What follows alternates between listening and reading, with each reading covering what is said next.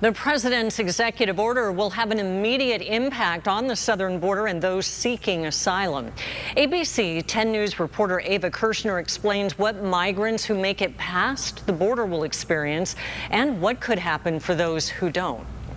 Standing behind a nearly 30-foot-tall border fence near San Ysidro, a group of migrants, some as young as 5 years old, waiting to be picked up by Border Patrol agents. Just here in the San Diego sector, for example, we see individuals from over 100 countries. Erica Piñero is the executive director of Al Otro Lado. She's talking about the tens of thousands of people who cross the southern border every month seeking asylum. It is a process. President Biden announced executive actions aimed to limit the number of migrants who can claim asylum on a daily basis. The action would turn away migrants claiming asylum between the ports of entry after there have been 7 consecutive days of more than 2,500 encounters along the southern border. The 2,500 capacity limit is laughable. That is lower than our capacity just in the San Diego sector. I asked Piñero what she believes will happen to migrants who try to cross after the capacity's been met. They are not allowed to present at ports of entry. They would be forced between ports of entry. And if they do cross the border, the administration is saying that they will remove individuals within a matter of hours or days. Piñero believes it has the potential to overwhelm Border Patrol, depending on what happens on the Mexican side of the border. All it's doing is taking away